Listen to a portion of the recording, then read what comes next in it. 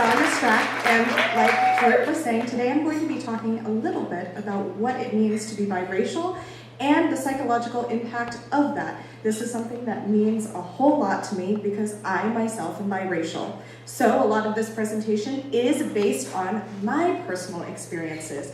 So there is a Vietnamese and American aspect to it. So please don't generalize this to other groups. It will be different for others. It's not fair to do that to them. So the first thing I want to talk about with everyone is, what does it mean to be biracial? To be biracial means that one of your parents is of one race and the other parent is of another. So you are mixed. So I am half Vietnamese and I am half white. So something that we hear here from a listener to NPR is that we get asked a lot, hey, what are you? It's a question we get a lot, and being mixed race, you don't know what you can claim. Why is claiming something even important? Well, it's because we're talking about identity. And when you talk about identity, people want to know who they are, where they stand in the world, what they're able to do, if they can do it. And a lot of the times it's implemented on us, by others, from the external aspects of our lives. And that can be stressful, it can be frustrating, because when external forces tell you you're one thing, but you don't really feel like you're that, you're going to act differently, and it's tough. So, there are external forces that influence the external. And what can happen is that when you have these external forces, you feel a certain way, and then you start acting a certain way. So, one thing that I want to talk about is how those interact with one another.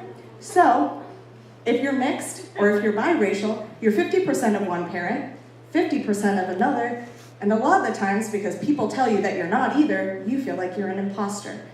So here are some examples in my life. I was born in the US, born and raised in Boston, but where am I really from? Yeah, I'm from Boston, and I speak English really well because I was born in Boston. Thank you. Conversely, on the other side, I went back to Vietnam. I'm super Americanized. You don't look like you're Vietnamese. Yeah, I know, because I'm half, but that's okay. Also, I speak it really poorly. Well, I only speak it sometimes. So, what I end up feeling like is, who the fuck am I? Am I Vietnamese? Am I white? Nobody's going to tell me I'm white. Let's just get that out. Imposter syndrome. A lot of us as performers feel that as performers. But when you're biracial, you don't feel like you fit in. A lot of the times you can have this Venn diagram of one side, other side, and you have your other. Because that's what the groups are telling you. So it also leads to the feeling of, am I enough? Am I really a person of color? Because people tell me that I'm not white, but also a lot of the times I don't get treated the same as other people. The racism's the same, but that's another story. So code switching can happen, and that's because there's this dichotomy of feeling like you're not enough, that you don't fit in. You see it a lot with language. You can see it with people going to work versus when they're at home, which is basically you're trying to overcompensate. You have both groups where you want to fit in. So you can identify and de-identify with certain parts of yourself. So when I'm with my mother, we speak Vietnamese, and I have an accent. I don't now. You're all white for the most part. So this happens because I'm uncomfortable. I want to seem more like you because I want you to accept me. I am biracial, but I want you to see me as an equal. So psychologically, that's in my head. I don't feel like enough, so I want you to think that I am. It has to do with self-esteem.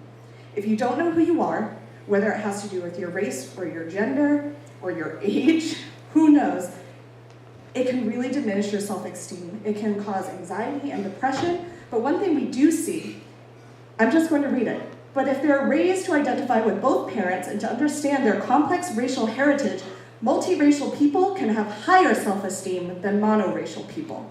Yeah. Why is this important? Because you can embrace yourself. You can be both. Sometimes you can go online and you can't pick who you are. I'm either Asian or white or other, and then you write it in. That's always fun. So to embrace yourself is hard, but if communities help uplift people rather than saying you're part of that group, not my group, you can start feeling like a biracial babe. And you can feel like you need something and you're worth something in the communities. And it's hard. So it's part of the world's job to make everybody feel welcome. And that's something we're working on right now, not just with race, but with many other aspects of society as well. So thank you.